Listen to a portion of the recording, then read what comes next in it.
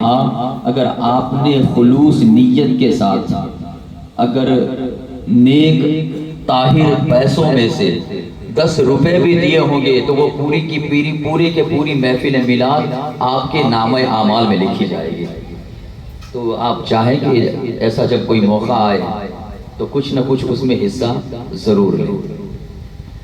آغاز گفتگو منقبت کے چند اشعار سے کرنا چاہوں گا، اس سے پہلے درود پاک پڑھیں۔ صلی اللہ علیہ یا رسول اللہ وسلم علیہ یا حبیب اللہ، صلی اللہ علیہ یا رسول اللہ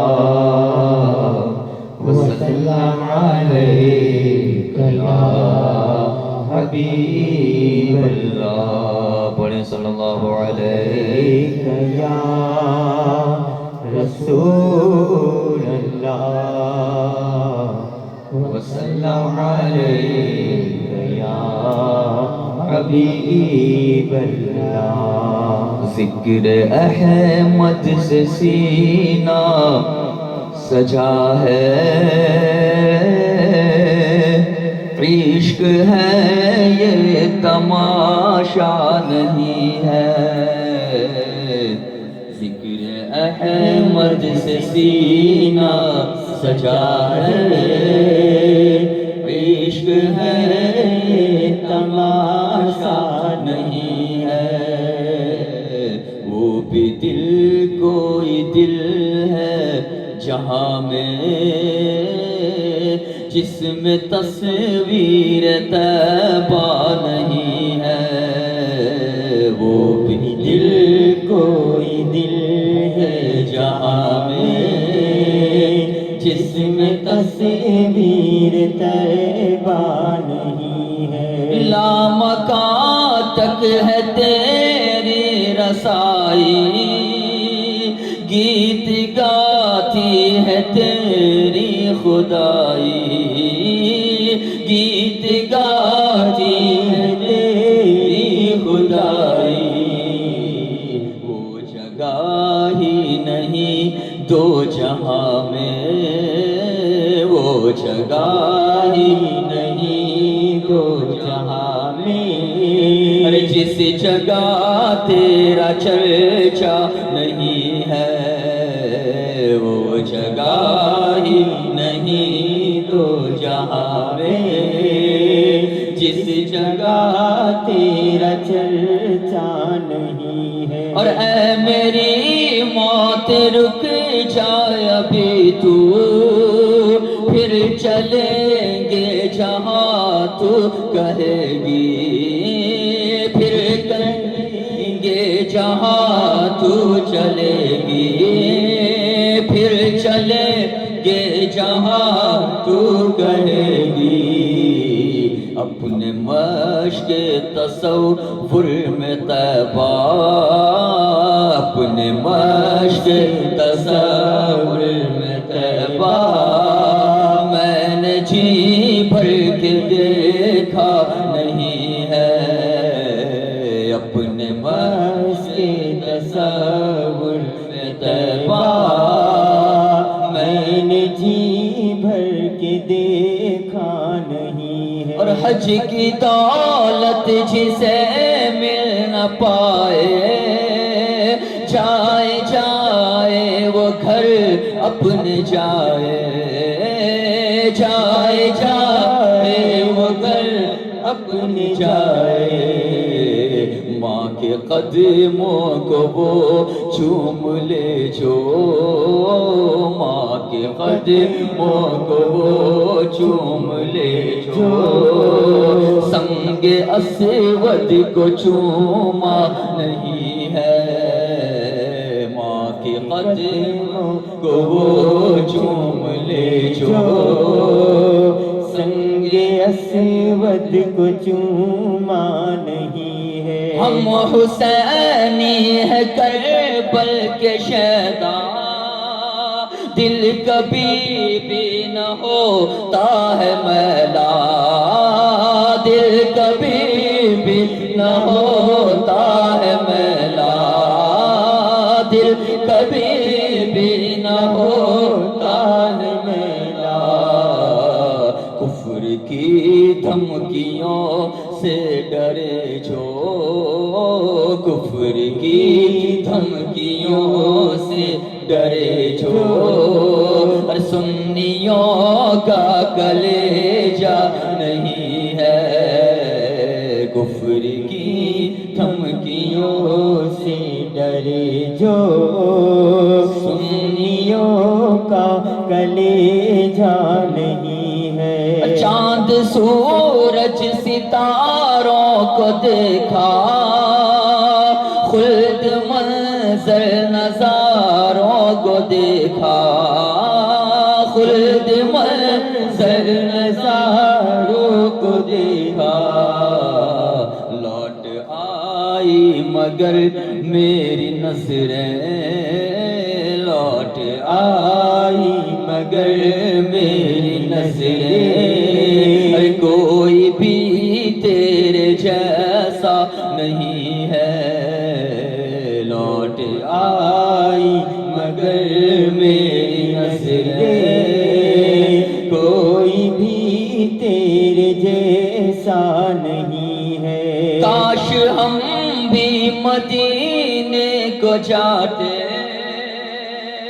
حال دل مصطفیٰ کو سناتے، حال دل مصطفیٰ کو سناتے، حال دل مصطفیٰ کو سناتے، مفلسی سے ہے مجبور جامی، مفلسی سے ہے مجبور جامی، ورنہ کس میں یہ جذبہ نہیں ہے، مفلسی سے ہے مجبور جامی، ورنہ کس میں یہ جذبہ نہیں ہے، وہ بھی دل کوئی دل ہے جہاں میں، جس میں تصویر طیبہ نہیں ہے، درود پاک پڑھ لیں، اللہم صلی علی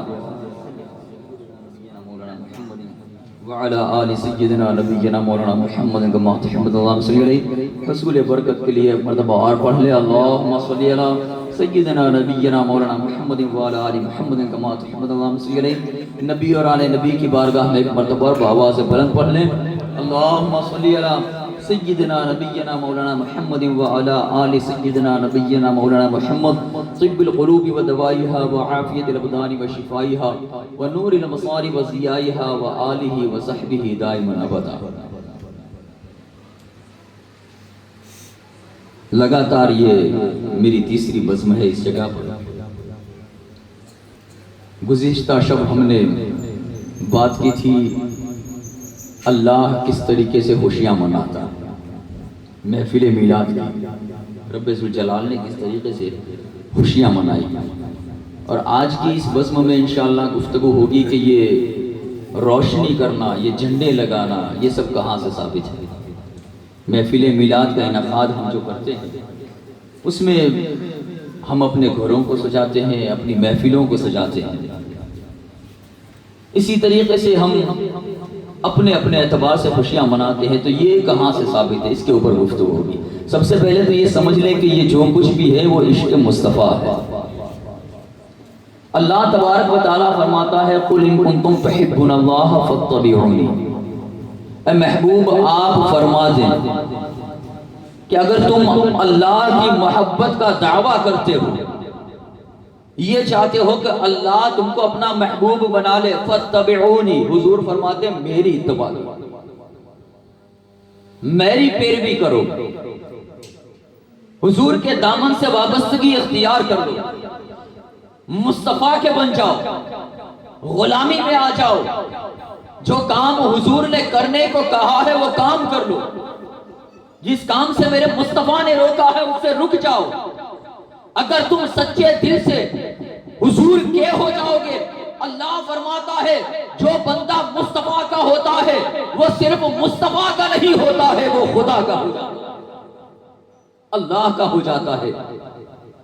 یحببکم اللہ، اللہ تم سے محبت کرے گا اگر تم نے حضور کی اتباع کی۔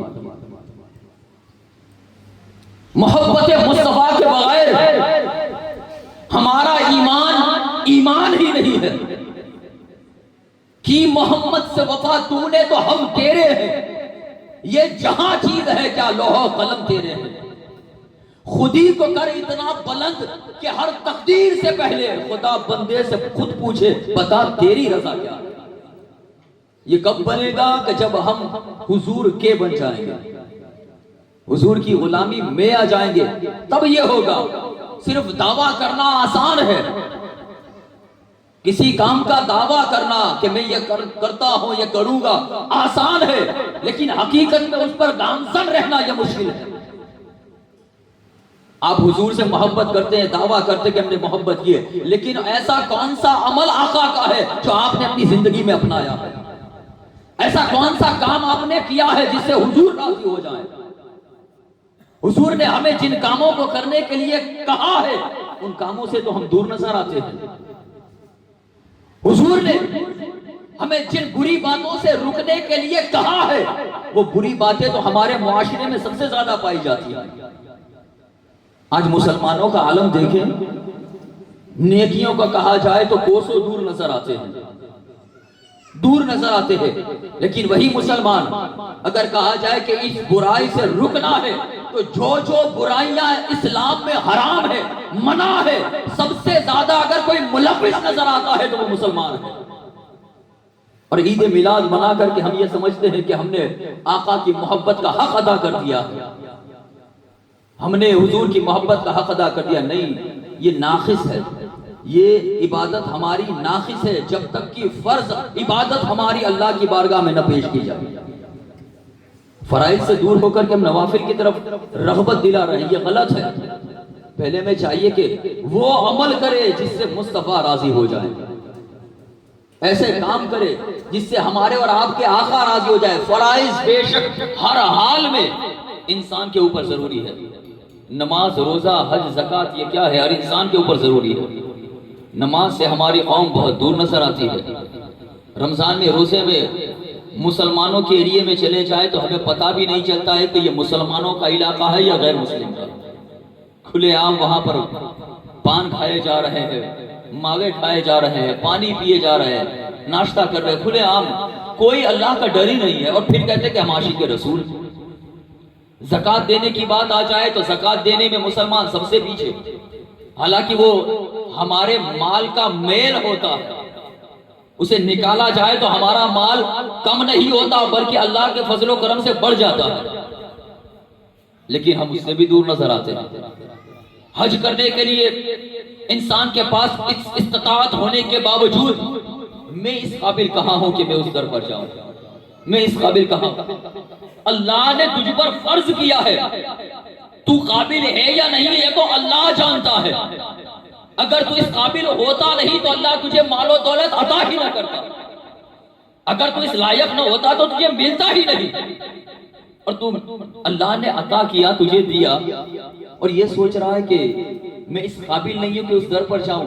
ارے نادان، یہ تیرے بچنے کا طریقہ تو نے ڈھونڈا، بچنے کا طریقہ ہے، حقیقت نہیں ہے، کیونکہ اللہ نے جب نوازا ہے تو تجھے اس قابل بھی بنایا ہے۔ کوئی ایک مرتبہ وہاں جا کر کے تو دیکھ، تیری زندگی نہ بدل جائے تو بدلانا، وہاں کے نظارے، وہاں کا منظر، انسان جب دل میں بسا کر کے واپس لوٹتا ہے تو پھر جاتا ہے کچھ اور بن کر کے، جب آتا ہے تو حضور کا عاشق بن کر کے آتا ہے۔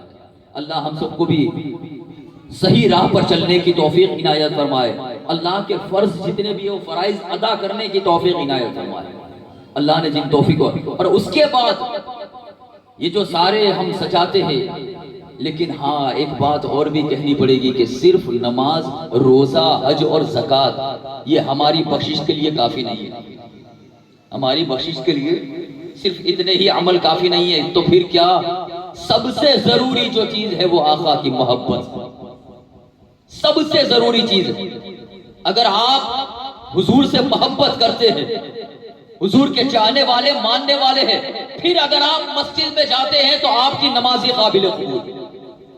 آپ حضور سے محبت کرتے ہیں، دل میں عشق مصطفیٰ ہے، اور پھر آپ حج کرنے کے لیے جاتے ہیں، آپ کی حج مقبول ہے۔ آپ کے دل میں حضور کی محبت ہے اور اس محبت کے ساتھ آپ زکوٰۃ ادا کرتے ہیں تو وہ زکوٰۃ دینا بھی قابل قبول ہے۔ روزہ، نماز، حج اور زکوٰۃ بعد میں قبول ہوں گی، پہلے یہ دیکھا جائے گا کہ دل میں محبت مصطفیٰ لے کر کے آیا ہے یا نہیں، حضور کی محبت لے کر کے آیا نہیں ہے۔ اگر حضور کی محبت ہوگی تو یقیناً آپ کے پاس جو کچھ بھی ہے وہ بیش قیمتی ہے۔ ایمان کی جو دولت ہے بیش قیمتی ہے، اور اگر ایمان کی دولت دل میں نہ ہو، پوری زندگی مسجد کے درمیان میں آپ منبر کے پاس نمازیں پڑھتے ہوئے بھی گزار دیں گے، آقا کی محبت سے اگر آپ کا سینہ خالی ہے، کوئی نماز آپ کی قابل قبول نہیں ہوگی، کوئی نماز قابل قبول نہیں ہوگی اگر دل میں حضور کی محبت نہ ہو، دل میں آقا کی محبت نہ ہو۔ حضور کی محبت کس طریقے سے انسان کو کیا سے کیا بنا دیتی ہے۔ اب دیکھیں کہ ایک مرتبہ حضور صلی اللہ تعالیٰ علیہ وآلہ وسلم آپ کے پاس 10 درہم تھے، 10 درہم آقا کے پاس تھے۔ حضور صلی اللہ تعالیٰ علیہ وآلہ وسلم نے اس 10 درہم میں سے 4 درہم کی ایک قمیض خریدی، ایک کرتا خریدا 4 درہم کا، پہن کر کے بازار میں نکلے۔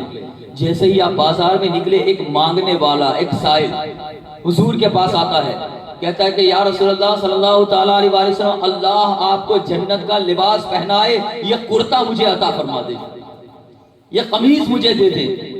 حضور نے ایک لمحے کی تاخیر کے بغیر اپنا کرتا اتارا اور اسے عطا کر دیا، اپنا کرتا اتارا اسے عطا کر دیا۔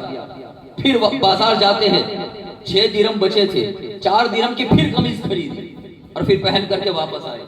واپس آتے ہوئے جب آپ واپس آ رہے تھے، آپ نے دیکھا کہ ایک خاتون رو رہی ہے، ایک عورت رو رہی ہے بازار میں، راستے کے کنارے پر عورت رو رہی ہے۔ حضور اس کے پاس گئے، کہا اے بی بی بتا کیا وجہ ہے، کیا بات ہے، تو رو کیوں رہی ہے؟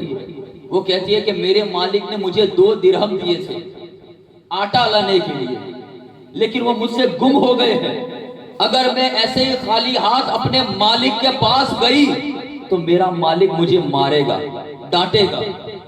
کہا ایسی بات ہے؟ تو حضور فرماتے ہیں کہ لے، میرے پاس 2 درہم موجود ہے، یہ لے لے، یہ 2 درہم تو لے لے، آٹا لے کر کے چلی جانا۔ وہ کہتی ہے کوئی بات نہیں، 2 درہم دیتے ہیں۔ حضور آگے چلے جاتے ہیں، لیکن پھر مڑ مڑ کے دیکھتے ہیں، واپس پلٹ پلٹ کر کے دیکھتے ہیں، ابھی رو رہی ہے یا نہیں، خاموش ہوئی ہے یا نہیں۔ واپس جب مڑ مڑ کے دیکھتے، کیا دیکھتے ہیں، دور تک حضور چلے جاتے ہیں، پھر بھی رو رہی ہے۔ حضور واپس آتے ہیں، اس کے پاس واپس آتے ہیں، واپس آنے کے بعد فرماتے ہیں اب بتا اب کیا بات ہے، تیرے آٹے کا جو پرابلم تھا وہ میں نے سولو کر دیا، 2 درہم تجھے دے دیا، آٹا لے لینا، وہاں پر چلی جانا اپنے مالک کے پاس۔ کہا کہ مجھ سے بہت تاخیر ہو گئی ہے، دیر ہو گئی ہے، میں کب سے نکلی تھی، مجھے واپس کب کا چلا جانا چاہیے تھا، لیکن ان پیسوں کو ڈھونڈنے کی وجہ سے، ان 2 درہم کی وجہ سے مجھے کافی تاخیر ہو گئی ہے۔ اب میں جب واپس جاؤں گی تو میرے مالک کا ڈانٹنا لازمی ہے، وہ مجھے ڈانٹے گا۔ حضور صلی اللہ تعالیٰ علیہ وسلم نے فرمایا اچھا، اس کے ڈر کی بنیاد پر، اس کے ڈر کی وجہ سے تو رو رہی ہے؟ کہا ہاں میں اسی ڈر کی وجہ سے، اسی خوف کی وجہ سے رو رہی ہوں۔ حضور صلی اللہ تعالیٰ علیہ وسلم نے کہا بتا تیرا مالک کون ہے؟ وہ کہتی ہے فلاں میرا مالک ہے، وہ صحابی رسول ہے، حضور کے چاہنے والے ہیں، حضور کے ماننے والے ہیں۔ حضور صلی اللہ تعالیٰ علیہ وسلم نے کہا کوئی بات نہیں، تو آٹا لے کر کے آ جا، میں یہیں پر کھڑی ہوں اور تیرے مالک کے پاس چلتے ہیں۔ وہ جاتی ہے بازار میں، بازار جانے کے بعد 2 درہم کا آٹا لے کر کے آتی ہے، حضور کی بارگاہ میں آتی ہے، کہتی ہے کہ یا رسول اللہ میں حاضر ہوں۔ حضور نے کہا کہ چلو میرے ساتھ، تمہارے مالک کے گھر پر جاتے ہیں۔ فوراً جاتی ہے مالک کے گھر کی طرف، حضور آگے چل رہے ہیں، پیچھے وہ عورت چل رہی ہے، آگے آگے حضور چل رہے ہیں، پیچھے پیچھے وہ خاتون چل رہی ہے۔ حضور صلی اللہ تعالیٰ علیہ وسلم جب اس کے مالک کے دروازے پر پہنچتے ہیں، دروازے کے باہر سے آواز لگاتے ہیں اے گھر کے مالک اللہ تجھ پر سلامتی ہو، السلام علیکم ورحمۃ اللہ وبرکاتہ۔ ایک مرتبہ سلام کرتے ہیں، اندر سے جواب نہیں آتا ہے، دوسری مرتبہ حضور نے سلام کہا، السلام علیکم ورحمۃ اللہ وبرکاتہ۔ جب دوسری مرتبہ بھی کہا پھر بھی جواب نہیں آیا، حضور نے کہا یہ تیسری مرتبہ آخری مرتبہ میں آواز لگاتا ہوں۔ آواز لگاتے ہیں، السلام علیکم ورحمۃ اللہ وبرکاتہ۔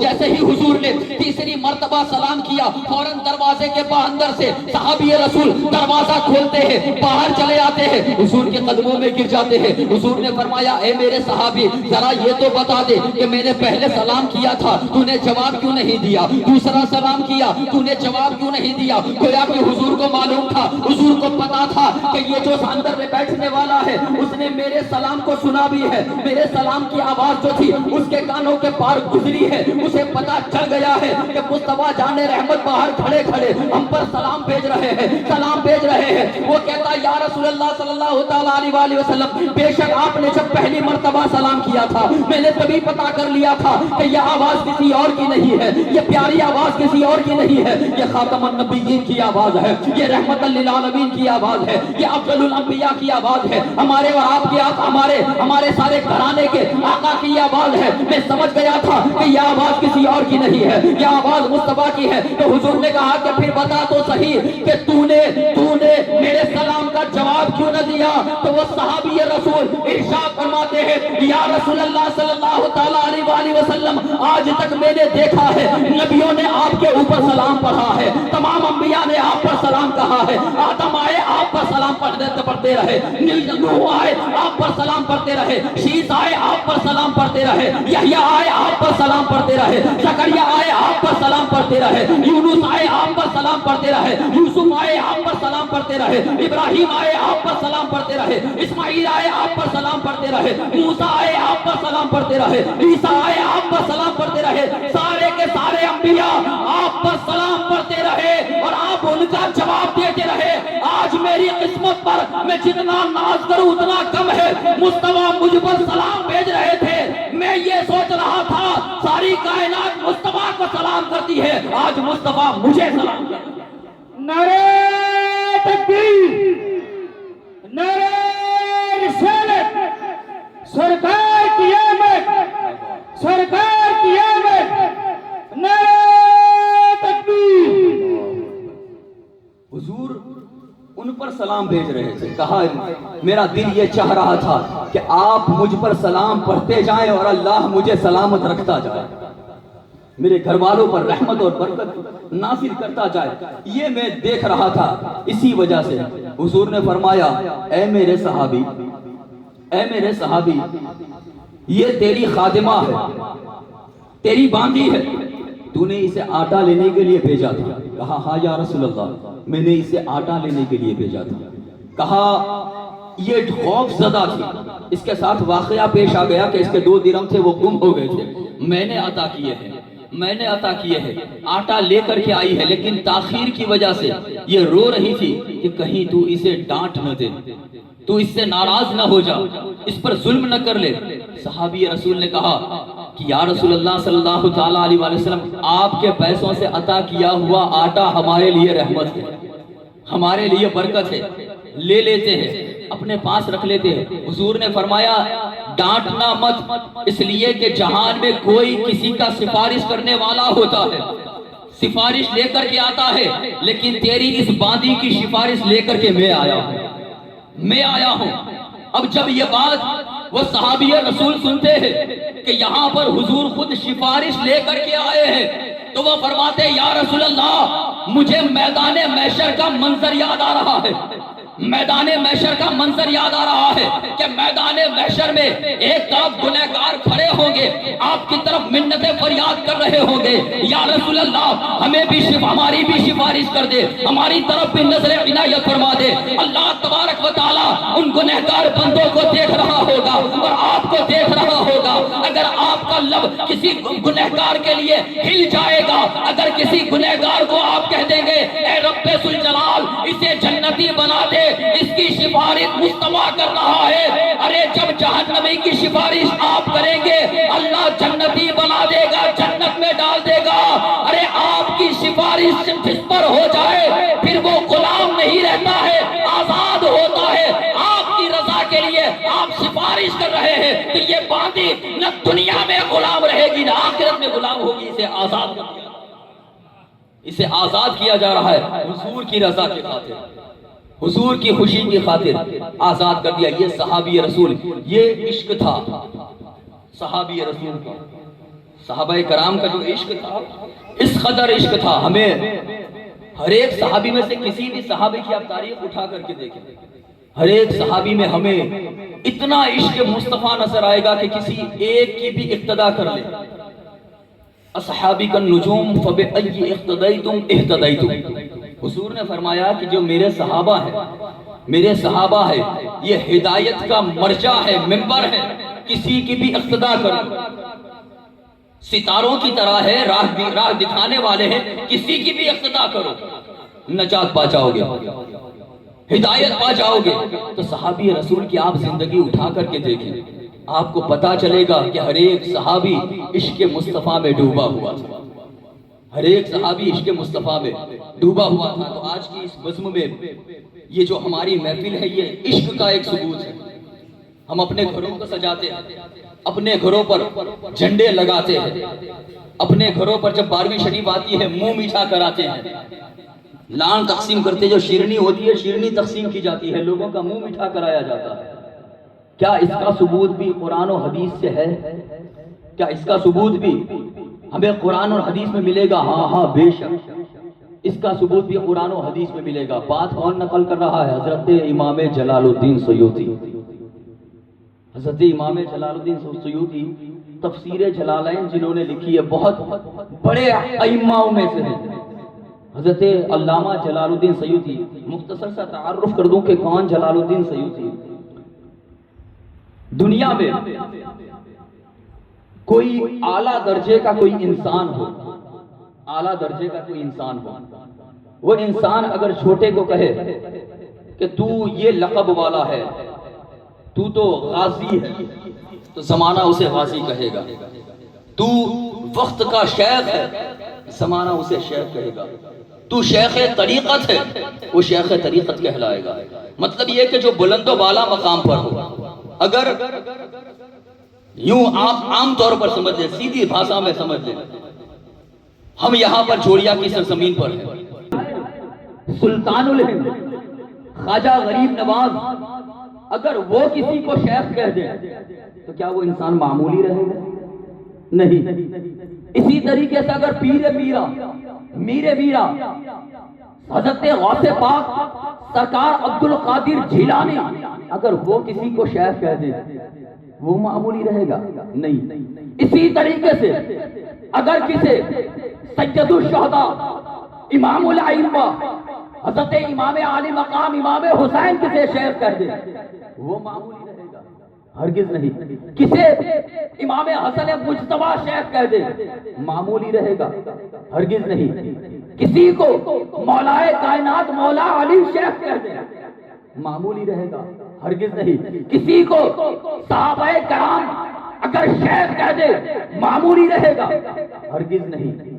لیکن قربان جاؤں حضرت امام جلال الدین سیوطی کی ذات پر, امام جلال الدین سیوطی کی ذات پر.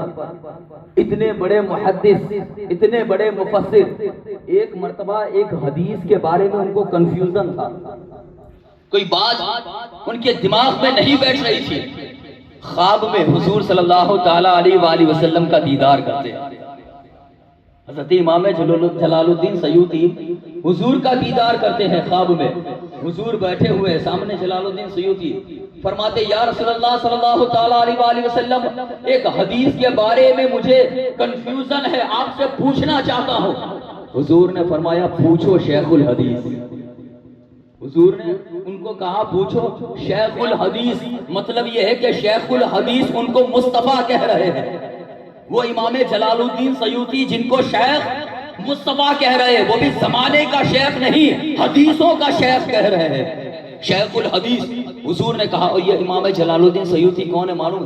جنہوں نے جاگتی آنکھوں سے جیسے آپ مجھے دیکھ رہے ہیں, میں آپ کو دیکھ رہا ہوں, اپنے جاگتی آنکھوں سے 75 مرتبہ حضور کا دیدار کیا. 75 مرتبہ حضور کا دیدار کیا ہے حضرت امام جلال الدین سیوطی نے. اور ایک بات آپ کو اور بتا دوں، ہزاروں حدیثوں کی کتاب، سینکڑوں ایسی کتاب جو دینیات پر ہو، لیکن آپ نے 6 کتاب ایسی لکھی ہے جو ایمان والدین مصطفیٰ پر ہے، حضور کے ماں باپ کے ایمان پر ہے۔ اللہ کے رسول کو ان کی یہ ادا اتنی پسند آ گئی کہ جو میری ماں سے اس قدر عظمت و شان سے محبت کرتا ہو، میرے بابا سے اس قدر محبت کرتا ہو کہ ان کی شان میں انہوں نے 6 کتابیں لکھی۔ اللہ کے رسول نے 6 مرتبہ نہیں، 12 مرتبہ نہیں، بلکہ 72 مرتبہ ان کو 75 مرتبہ دیدار سے نوازا، 75 مرتبہ ان کو دیدار سے نوازا۔ وہ حضرت امام جلال الدین سیوطی، اتنی عظیم شخصیت امام جلال الدین سیوطی، وہ فرماتے ہیں کہ جب حضور صلی اللہ تعالیٰ علیہ وآلہ وسلم کا ولادت کا وقت قریب تھا، ولادت کا وقت جب قریب تھا تو حضرت عثمان ابن ابی العاص ان کی والدہ موجود تھی، وہاں پر حضرت سیدہ آمنہ کے پاس موجود تھی، حضرت عثمان ابن ابی العاص کی والدہ۔ وہ فرماتے ہیں کہ حضرت عثمان بن ابی العاص کی والدہ حجرہ سیدہ آمنہ میں تھی، کسی وجہ سے وہ صحن میں جاتی ہے، باہر جاتی ہے، گھر کے باہر صحن میں جاتی ہے، جب باہر جاتی ہے گھبرا کر کے واپس اندر آ جاتی ہے، گھبرا جاتی ہے، گھبرا کر کے واپس اندر آ جاتی ہے۔ جب اندر آ گئی تو دوسری عورتیں تھیں، انہوں نے پوچھا کہ بتا اے ام عثمان بات کیا ہے، اے ام عثمان بات کیا ہے، کیوں گھبرا کر کے واپس اندر آ گئی ہے؟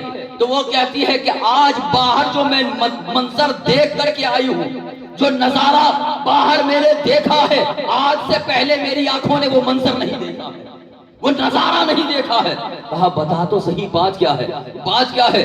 تو حضرت ام عثمان فرماتی ہے کہ جب میں صحن میں گئی تو میں نے دیکھا کہ آج تک میں ستاروں کو آسمان میں دیکھتی تھی، آج تک ستارے آسمان میں نظر آ رہے تھے، لیکن آج سارے کے سارے ستارے حضرت آمنہ کی چھت پہ موجود ہیں۔ مجھے ڈر تھا کہ ستارہ میرے پاس نہ آ جائے، میرے اوپر نہ گر جائے، اس وجہ سے باہر آ گئی۔ وہ روشنی دیکھ کر کے اندر آ گئی، روشنی دیکھ کر کے، ستارے دیکھ کر کے اندر آ گئی۔ حضرت سیدہ آمنہ کی دیوار میں، ان کی چھت پر اللہ تبارک و تعالیٰ نے ستارے بھیج کر کے روشنی کی، ستارے بھیج کر کے حضور کی آمد پر اللہ نے چراغاں کیا ہے، اللہ چراغاں کر رہا ہے۔ تو آج اگر ہم اپنے گھروں پر چھوٹی چھوٹی لائٹیں لگا کر کے حضور کی آمد کا استقبال کرتے ہیں، حضور صلی اللہ تعالیٰ علیہ وآلہ وسلم کی آمد پر چراغاں کرتے ہیں، روشنیاں کرتے ہیں، ان بدعت کہنے والوں سے کہہ دو ارے یہ بدعت نہیں ہے، حقیقت میں یہ سنت مصطفیٰ ہے، سنت خدا، اللہ کی سنت بھی ہے، اللہ کے رسول کی بھی سنت ہے۔ ولادت کے وقت روشنی کرنا، خوشیاں منانا، کیونکہ اللہ نے خوشیاں کی، مصطفیٰ نے چاہا تبھی تو خوشیاں ہوئی، میرے آقا کی محبت تھی، آقا کی چاہت تھی، تبھی تو وہاں روشنی ہوئی۔ اور یہاں پر ایک بات بتا دوں کہ اگر سائنس کے اعتبار سے دیکھا جائے، اگر سائنس کے ٹیکنالوجی کے اعتبار سے دیکھا جائے تو سائنس کیا کہتی ہے؟ سائنس یہ کہتی ہے کہ یہ جو آسمان میں جو ستارے نظر آتے ہیں، یہ جو ستارے تمہیں دکھائی دیتے ہیں، ان کی مقدار، ان کی لمبائی اور چوڑائی کتنی ہے معلوم؟ سائنس یہ کہتا ہے کہ ایک بھی ستارہ اگر ہماری زمین کے قریب آ جائے تو زمین چھوٹی، ایک ستارہ بڑا نظر آئے گا۔ زمین چھوٹی ہوگی، ایک ستارہ بھی زمین سے بڑا نظر آئے گا۔ اب اگر سائنس یہ کہتا ہے تو وہاں پر حضرت ام عثمان کہتی ہیں کہ یہاں پر سارے ستارے آمنہ کے دیوار پر، آمنہ کی چھت پر، وہ کیسے ممکن ہے؟ وہ ممکن کیسے؟ کیونکہ ایک ستارہ اتنا بڑا، ایک ستارہ اتنا بڑا تو اتنے سارے ستارے وہاں پر کیسے دیکھ لیے؟ اعتراض کرنے والے کا اعتراض تو بن سکتا ہے، اعتراض ہو سکتا ہے اس بات پر کہ یہ کیسے ممکن ہے، ایک ستارہ اتنا بڑا تو اتنے سارے ستارے وہاں پر۔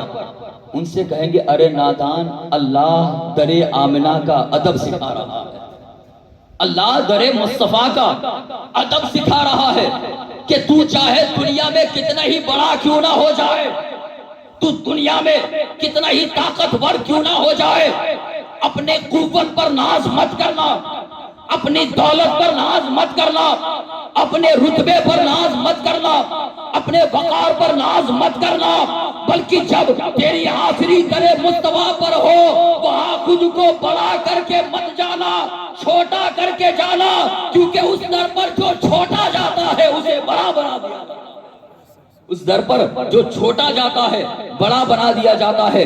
یہ وہی تو در ہے جہاں سے زمانے بھر میں امامت بانٹی جا رہی ہے، یہ وہی تو در ہے جہاں سے زمانے بھر میں مفسرین کرام کو دولت بانٹی جا رہی ہے، یہ وہی تو در ہے کہ جہاں سے ہر ایک منگتے کی مرادیں پورے کی جا رہی ہے، یہ وہی تو در ہے کہ اس در پر جب حضرت ابو بکر آئے تو صدیق اکبر بن کے باہر نکلے، یہ وہی تو در ہے کہ اس در پر جب حضرت عمر آئے تو فاروق اعظم بن کے باہر نکلے، یہ وہی تو در ہے کہ اس در پر جب حضرت عثمان آئے تو ذوالنورین بن کر کے باہر نکلے، یہ وہی تو در ہے اس در پر جب مولا علی آئے تو فاتح خیبر شکن بن کے باہر نکلے، یہ وہی تو در ہے کہ اس در پر جب عبد القادر جیلانی آئے تو غوث اعظم بن کر کے چمکے، یہ وہی تو در ہے کہ جس در پر خواجہ عطائے رسول سلطان الہند آئے تو سلطان الہند کا لقب لے کر کے وہاں سے باہر نکلے، یہ وہی تو در ہے کہ جس در پر قطب الدین آئے تو بختیار کاکی ہو کر کے باہر نکلے، یہ وہی تو در ہے کہ جس در پر سید اشرف جہانگیر آئے تو مخدوم سمنا بن کر کے نکلے۔ ارے یہ وہ در ہے کہ جس در پر جب کوئی ادنا بن کر کے خادم بن کر کے غلام بن کر کے اس در پر جاتا ہے غلام بن کر کے، لیکن غلام جاتا ہے پھر غلام نہیں رہتا ہے، وقت کا آقا بنا دیا جاتا ہے، وقت کا آقا بنا دیا جاتا ہے۔ یہ دربار ہے، یہ دربار محمد ہے، یہاں اپنوں کا کیا کہنا، یہ دربار محمد ہے، یہاں اپنوں کا کیا کہنا۔ یہاں سے ہاتھ خالی غیر بھی جایا نہیں کرتے، یہاں سے ہاتھ خالی غیر بھی جایا نہیں کرتے، یہ دربار محمد ہے، یہاں ملتا ہے بے مانگے۔ ارے ناداں یہاں دامن کو پھیلایا نہیں کرتے، ارے ناداں یہاں دامن کو پھیلایا نہیں کرتے، یہ دربار مصطفیٰ۔ مطلب یہ ہے کہ اللہ ادب سکھلا رہا ہے، ادب بتلا رہا ہے کہ اس در پر جب جاؤ تو خود کو چھوٹا کر کے جاؤ۔ ہم کچھ ہے، ہمارے اندر کچھ ہے، اگر ایسا سوچیں گے کچھ نہیں ملنے والا ہے۔ اگر ملے گا تو کب ملے گا کہ جب اس در پر ہم نے خود کو کمتر ثابت کیا ہوگا۔ اور یہ ادب بھی خود رب ذوالجلال سکھا رہا ہے، یہ ادب بھی اللہ ہمیں سکھا رہا ہے۔ ایسا نہیں ہے کہ صحابہ کرام نے ہم کو کہا ہے، نہیں، خود رب ذوالجلال نے کہا ہے۔ معراج کی رات اللہ کے رسول صلی اللہ تعالیٰ علیہ وآلہ وسلم کو بلانے کے لیے حضرت جبریل امین تشریف لاتے ہیں، جبریل امین تشریف لاتے ہیں، اور پھر جبریل امین سے کہا گیا کہ دروازے پر جا کر دستک نہ دینا، دروازہ نہ کھٹکھٹانا، آواز بلند نہ کرنا۔ کہا پھر حضور کے حجرے میں جاؤں تو کیسے جاؤں؟ جبریل امین کو حکم تھا کہ جب حجرے مصطفیٰ میں جانا تو چھت پر ایک سوراخ کر کے جانا، چھت پر سوراخ کر کے جانا۔ ایک روایت میں آتا ہے کہ چھت ہٹا کر کے چلے جانا، چھت ہٹا کر کے جانا یا چھت میں سوراخ کر کے جانا۔ جبریل امین ان کے لیے یہ کہا گیا تھا۔ آپ کو پتا ہے جبریل کا قد و قامت کیا ہے؟ جبریل کا قد اور قامت کیا ہے آپ کو پتا ہے؟ نہیں پتا؟ آؤ حضور سے پوچھیں، حضور سے پوچھیں۔ حضور صلی اللہ تعالیٰ علیہ وآلہ وسلم ایک مرتبہ جبریل امین سے کہتے ہیں کہ جبریل، تو ہر ایک مرتبہ کسی نہ کسی نئی شکل و صورت میں آتا ہے، کبھی دہیہ قلبی کی صورت میں آتا ہے، کسی اور صحابی کی صورت میں آتا ہے، لیکن حقیقت جبریل کیا ہے ذرا مجھ پر واضح فرما، بتا مجھے کہ جبریل تیری حقیقت کیا ہے۔ حضور نے جب اتنا کہا جبریل امین نے اپنی اصلی صورت بتائی۔ حضور فرماتے ہیں جبریل امین کا ایک پر، ان کا جو پر ہوتا ہے ایک پر زمین سے لے کر کے آسمان تک تھا، ایک پر زمین سے آسمان تک تھا، اور ویسے حضرت جبریل کے جسم کے اندر 600 پر تھے، 600 پر تھے جبریل امین کے جسم کے اوپر۔ اب وہ جبریل، اتنی بڑی قد و قامت والے جبریل، ان سے کہا گیا کہ سوراخ کے اندر سے جانا یا چھت ہٹا کر کے جانا۔ بھلا جبریل امین کے لیے یہ حکم کیوں؟ یہ حکم کیوں؟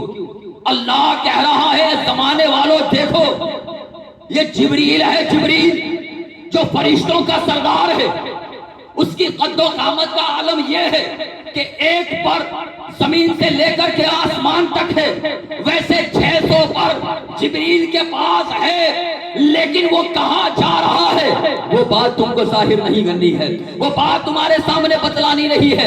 ارے یہ مت دیکھ جانے والا کون ہے، یہ دیکھ کہاں جا رہا ہے، یہ دیکھ کہاں جا رہا ہے۔ آج تک وہ کہیں بھی گیا ہو لیکن جب دربار مصطفیٰ میں گیا، جبریل امین دربار مصطفیٰ میں آئے، اصلی قد و قامت کے ساتھ بھی آئے، خود کو اتنا بلند و بالا کر کے نہیں بلکہ ایک سوراخ کے اندر سے ہو کر کے دربار مصطفیٰ میں آئے، حضور کی بارگاہ میں آئے، حضور کے سامنے آئے۔ اللہ تبارک و تعالیٰ فرما رہا ہے جبریل فرشتوں کا سردار ہونے کے باوجود حضور صلی اللہ تعالیٰ علیہ وآلہ وسلم کی بارگاہ میں جانے کے لیے خود کو نیچا ثابت کر رہا ہے۔ ارے جب جبریل نے نیچا خود کو دکھایا، اللہ نے فرشتوں کا سردار بنایا۔ آج بھی اگر کوئی مصطفیٰ کی بارگاہ میں نیچا بن کر کے جائے، مصطفیٰ اسے اعلیٰ بنا دیتے۔ نعرہ تکبیر، نعرہ رسالت، سرکار کی آمد، سرکار کی آمد، پتی پتی پھول پھول، یا رسول یا رسول، پتی پتی پھول پھول، یا رسول یا رسول۔ نعرہ حیدری۔ یہ بات ہوئی روشنی کرنے کی کہ ہم اپنے گھروں پر جو چراغاں کرتے ہیں اس کا ثبوت کہاں سے؟ اب مشہور بات ہے، مشہور روایت ہے، یہ جو جھنڈے لگاتے ہیں اس کا ثبوت کہاں سے؟ تو ولادت کے وقت حضرت سیدہ طیبہ طاہرہ عابدہ زاہدہ سیدہ ماں آمنہ رضی اللہ تعالیٰ عنہ وہ فرماتی ہے کہ جب حضور کی ولادت ہوتی ہے، حضور کی ولادت ہوتی ہے تو رأیت علما بالمشرق، میں نے مشرق کے کنارے پر ایک علم دیکھا۔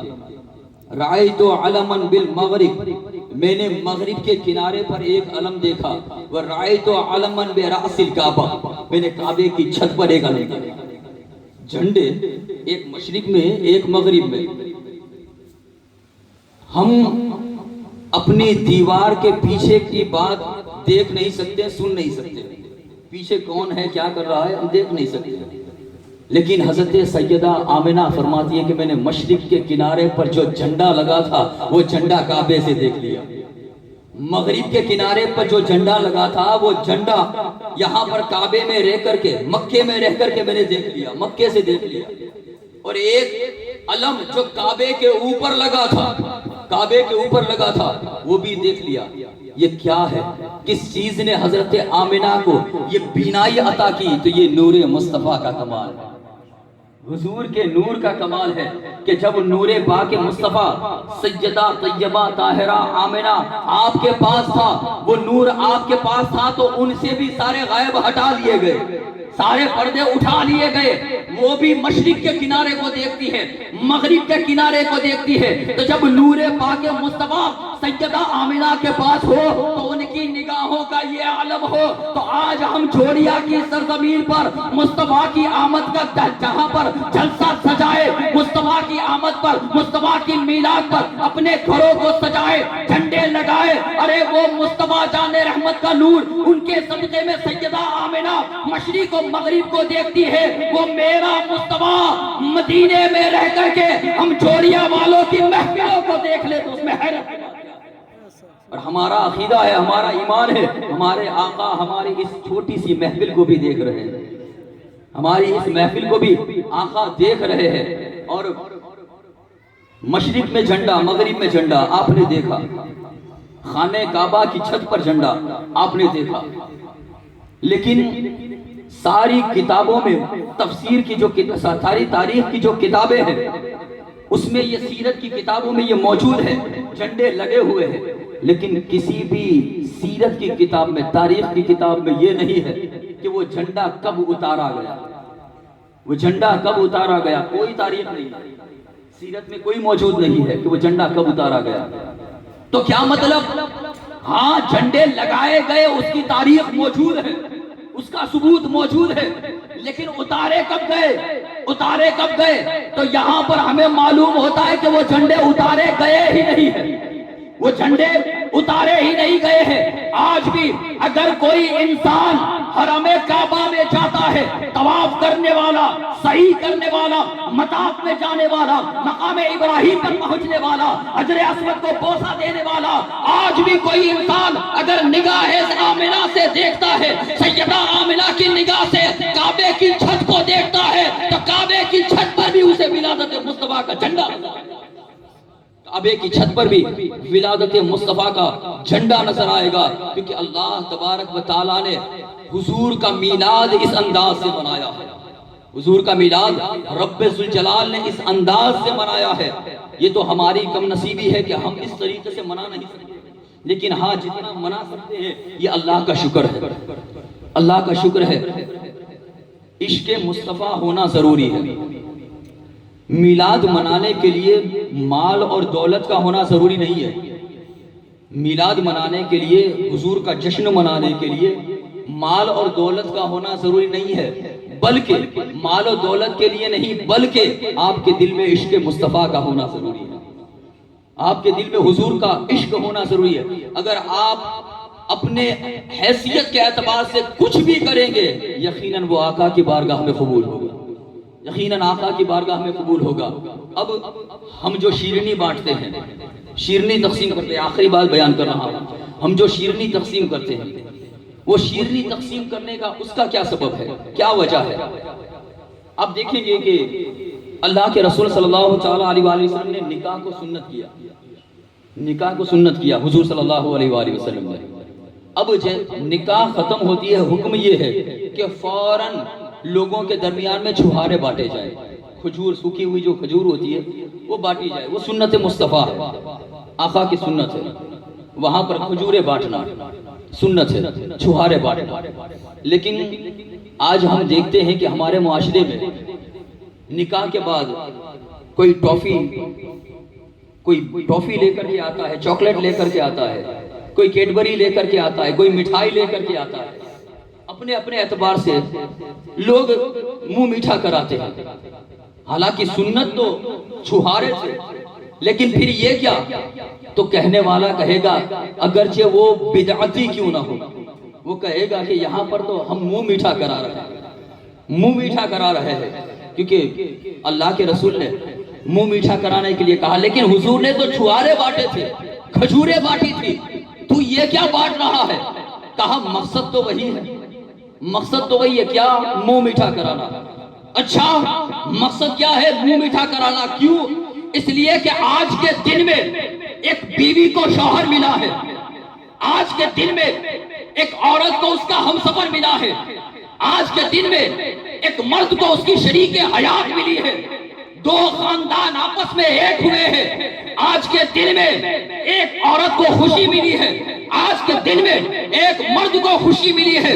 اسی وجہ سے ہم منہ میٹھے کراتے ہیں، تو ان سے کہہ دینا، ارے جب ایک عورت کو مرد مل جائے تو زمانے بھر میں لوگ منہ میٹھے کراتے ہیں، آج ہم گنہگاروں کو 12 ربیع الاول کے دن صرف ایک آسرا نہیں ملا ہے، بلکہ جنت میں جانے کا پروانہ ملا ہے، خود خدا مل گیا ہے 12 ربیع الاول والے کے صدقے میں۔ یہی وجہ ہے کہ تم اپنے بچے کی شادی میں منہ میٹھا کراتے ہو، ہم حضور کی آمد پر لوگوں کا منہ میٹھا کراتے ہیں، حضور کی آمد پر لوگوں کا منہ میٹھا کراتے ہیں۔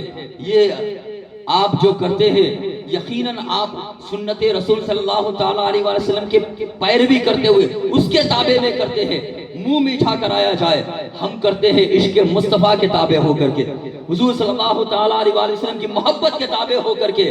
جس طریقے سے وہاں تمہارا منہ میٹھا کرانا بدعت نہیں ہے، اچھا ہے، اسی طریقے سے 12 ربیع الاول کو لوگوں کا منہ میٹھا کرانا، ان کو لان تقسیم کرنا، شیرنی تقسیم کرنا، یہ بدعت نہیں ہے، ہمارے لیے باعث ثواب ہے، ہمارے لیے باعث ثواب ہے۔ اللہ تبارک و تعالی ہمیں اور آپ کو حضور صلی اللہ تعالیٰ علیہ وآلہ وسلم کے نقش قدم پر چلنے والا بنائے، اور بالخصوص 12 ربیع الاول کی جو بدعتیں ہیں، جو ایسے کام ہیں جو شریعت نے ناجائز کیے ہیں ان سے بچنے کی توفیق عنایت فرمائے، اور سچا اور پکا عاشق مصطفیٰ ہو کر کے 12 ربیع الاول کا جلوس نکالنے کی اور میلاد مصطفیٰ منانے کی توفیق عنایت فرمائے۔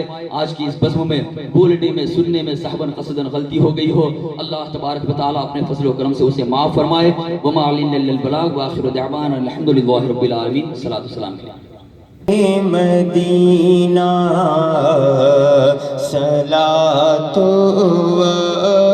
سلام زینت عرش مولا، صلاۃ و سلام شہنشاہ مدینہ، صلاۃ و سلام زینت عرش مولا، صلاۃ و سلام۔ سر جھکا کر بادب عشق رسول اللہ، ہمیں سر جھکا کر بادب عشق رسول اللہ، ہمیں کہہ رہا ہے ہر ستارہ، صلاۃ و سلام شہنشاہ مدینہ، صلاۃ و سلام زینت عرش مولا، صلاۃ و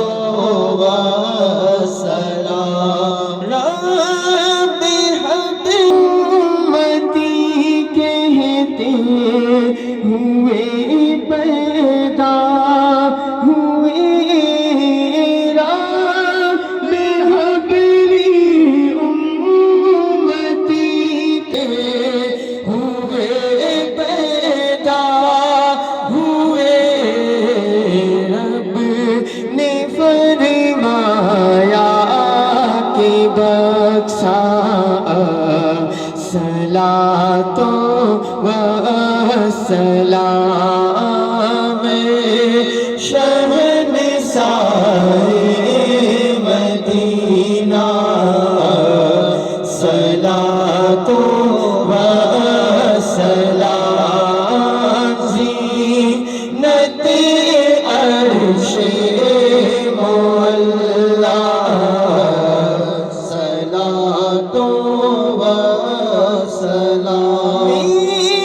وصلنی ہوں جمیل کا دری مرنے کی بات میں، وصلنی ہوں جمیل کا دری مرنے کی بات میں، رضا بھی کہے گا، صلاۃ و سلام شہنشاہ مدینہ، صلاۃ و سلام زینت عرش مولا، صلاۃ و سلام۔ الصلاة والسلام علیکم یا رسول اللہ وعلی آلہ وصحبہ صلی اللہ تعالی علیہ وسلم۔